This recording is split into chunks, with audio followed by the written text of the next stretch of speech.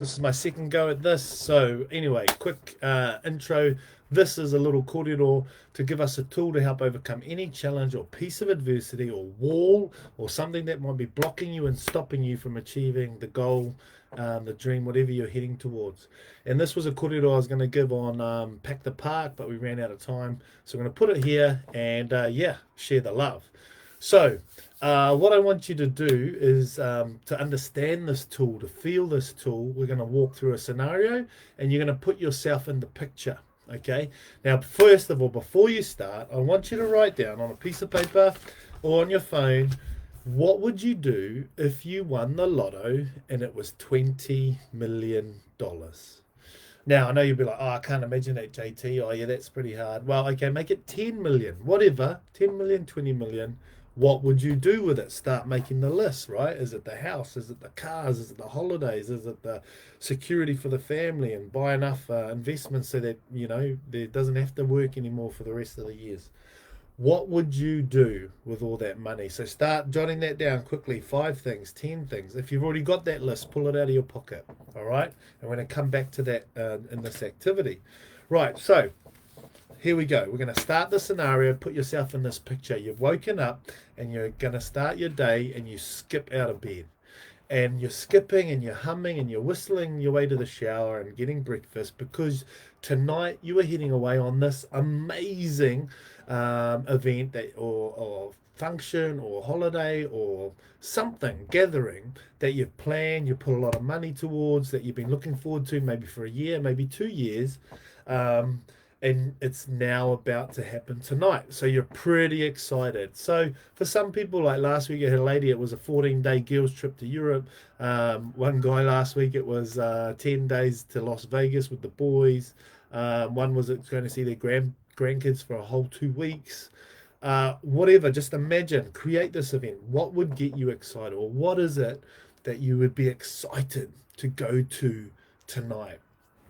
And it could be 30 days, whatever. What's that picture? That's why you're skipping. And so you get into the car and the radio's playing and you're like whistling away and you're jigging away because tonight you are off. You rock into work and you physically see that you are behaving differently to everyone else, right? You know what it's like when you've got this vibe or someone's going away on holiday. They're on a different vibe than others. Excuse me. I want you to notice and look down on yourself. How are you behaving? How are you being? How are you responding? Someone comes up to you and goes, if you're a teacher, oh, hey, JT, I needed that report yesterday. And you're just like, oh, yeah, yeah, all good. And then you just kind of let it roll off your back because yeah, whatever, I'm off tonight. Okay. And you get it done and you flick it to them. But you don't get as agitated as maybe the day before if we weren't going away, right? And if you're a teacher, you rock into the class and these kids maybe start throwing stuff, or there's a bit of chaos, and you're just like, yeah, whatever. Hey, sit down, and you kind of just like this kind of no worries because there's this thing you're heading away to tonight. If you're in an office, the manager might come and who knows, they might start racking you up for something. And you're just like, yeah, whatever, I'm out of here, bro. And you get it done, but it's just water off a duck's back. Really want you to notice how you're thinking, how you're behaving. And if you end up watching this, type those into the comments, please, and I'll come back and I'll be able to see those later too. How are you feeling knowing you've got this event, this thing that you're heading away to that you're really excited about? And then you get a call or you get the message for lunch. Hey, come on, staff, everyone come in for lunch. We've got a quick staff hui. And you walk in, everyone's seated around however your office and your place of work looks like. And the big boss comes in. You're like, oh, okay, he never really comes in, but the big boss is here. And he, starts the meeting, knocks on the table, goes, yeah, kia ora koutou. Hi, everyone, thanks for coming in. Hey, look, I know that it's a busy time for everyone, and I know that we've had this project team over here who's been doing this event. Now, again, if put it in context for your workplace. If you're in a school, might be the school production that this group of teachers or over here have been planning, or a big fundraising event, or if you're at work, big piece of project over here. But it doesn't really involve you. But someone else has been doing this massive thing that's got a deadline, and he goes, yeah, look, this project it's way behind schedule. This is so important to the business, to the school, whatever the context is for work. and we need everyone to pitch in for the next 48 hours, 2 days and 2 nights. And you're sitting there, oh yeah, that's not me because I'm away tonight. And you're watching everyone else's body language change. And the big boss goes, look, I know some of you have, you got leave and you got things on that you need to go away to, but I'm going to need to ask you to stay behind too. I know that that's going to, have some follow-on effects, but this is a must need and a must do for our company, for our school. Everyone needs to pitch in. And at first you're like, yeah, whatever, mate, I'm out of here. All right. But let's just sit with that and just say, we accept this fact. And you're just like, did he just say that? Did he just say that we're going to stay here? And you're just like, nah, what the fuck? And you go through those feelings of anger, denial, frustration, rage, maybe, right? And he goes on and talks about, yeah, so we're here for the next 2 days. We're going to be working most of the night. All right, so we'll bring in some kai, but make some arrangements with home, please. And we need to get this done. Our livelihood in terms of our jobs rely on this project being done in the next 2 days. We don't get it done, no jobs. And you're just like sitting there stunned, mullet, and people are all stunned pretty much, and you're looking around and notice the body language, notice the vibe that just occurred in that moment. And so, there's that acceptance phase or denial phase. You're like, far out, is this really happening?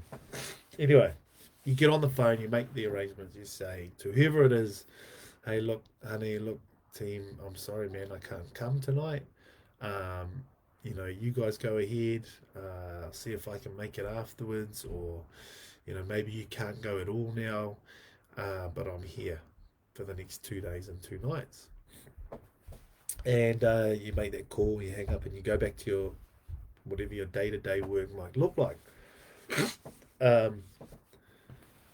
How are you now being, feeling, thinking, and how are you now responding to the people in your environment? This is the thing I want you to start noticing. So after that call and after that hui, someone else comes up and goes, oh, hey, gee, I really need that report, or I really need that feedback that you promised me yesterday. Now notice how you might respond to that. You might get real agitated. Kids might be playing up in your classroom and you're like really effed off now. In the office space, the manager might come in and load with more work to give you, and you're like, oh, fuck that. Like, I'm not doing that. Notice how your vibe and your feeling is, your being, and now notice what the next 48 hours looks like to you. Some people, when we do this activity, say, oh, now looks like a mountain. 48 hours of shit. And you're just like unmotivated, not passionate, and you're just dragging your feet. So notice how we went from the start of the day skipping to now dragging our feet. And the rest of the afternoon plays out and you're just like maybe far out. You're just pulling the chain, man. You're effed off. You're missing this amazing, awesome event that you'd planned for a long, long time. And it gets to the end of the day towards, dinner or afternoon, kids go if you're at school, and staff stay behind, and they call, hey, pizza on in the staff room. And you're like, bro, pizza, come on, man, we're here for 2 days. At least you could have done us a bit more than that. So you go into the staff room and the big boss is skipping. And you're like, what the frick is this guy on? He's just made us stay behind and he's happy. So puts the pizzas down and goes, team, get stuck in, and I just want you to listen as we're eating. He said, look, I know today was some tough news for some, excuse me, and, it was not what we had wanted, it was not what we expected, and I know some of you had to, give up some stuff, sacrifice some stuff with family. He said, but I have some great news. He said, if you're at school, one of our previous founding board members, the family had the last member of the family passed away, and in the will was they left their whole estate to the company, to the school, to this organization, and they value this organization so much They know the impact that it gives on the world and the people in the community and who they serve, that they really wanted to acknowledge the current staff for their efforts. Now, it's quite a large estate, large enough that we all each will walk away with 10, 20 million bucks, whatever you did at the start with the lotto.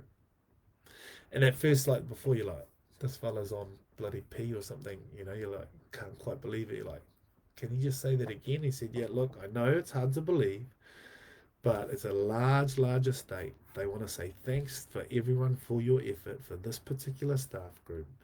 And we will each get enough money to get what you wrote down on your list, your lotto list.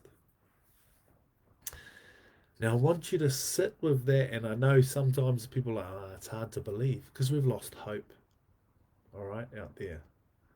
We can't even believe that that could happen.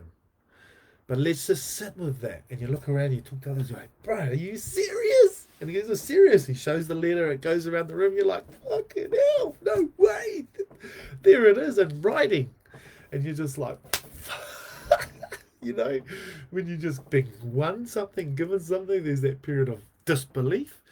Now, sit in the belief that you've now got enough money to get what you wrote down at the start of this exercise. At the end of the 48 hours, we will get, this money each. Now, what does the next 2 days look like? Now, what does the next 2 days, 48 hours feel like? Now, what is your response to anything that might come up? And what often comes up when we do this exercise in groups is they're like, oh man, let's get this done. People are running out the door to do the 48 hours work. It looks like a piece of cake. It went from looking like a mountain and a piece of shit to now looking like a piece of cake. And people are just managing, they're like karate, managing any challenges that come up during this next 48 hours. Let's go, man, let's do this. And they're just getting towards the goal. And there's the odd one of like, oh, I've just missed out on the event with the family. I can't replace time and stuff like that. And that, that's true as well. But what happened? The 48 hours work didn't change, but yet it went from a mountain and a piece of shit to a piece of cake, and let's do this. And so the tool that we need to have in front of us on a daily basis, regular basis, is this thing called a compelling future. Compelling future. What we wrote down on our lotto list is a compelling future. It's a future that we get excited about. What we had at the start of the day when you woke up that night was a compelling future, was an event that you're excited about. Now, when we don't have that, our day looks like and feels like a piece of shit. Tough. Challenging, feet dragging the chain. Oh, not another day of work. Oh, more kids' lunches to get ready.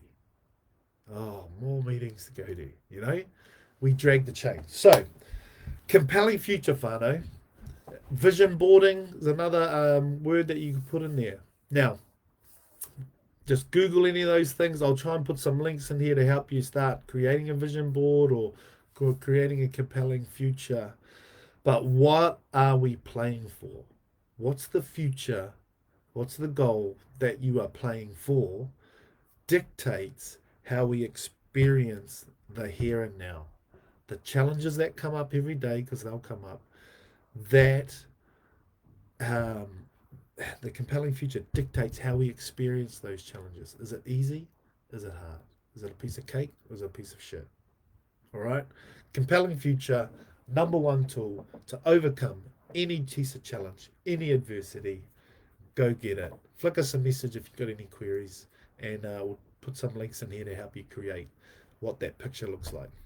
Awesome, team. Thanks for tuning in to Pack the Park. And if you come across this anyway, thanks for sharing the love.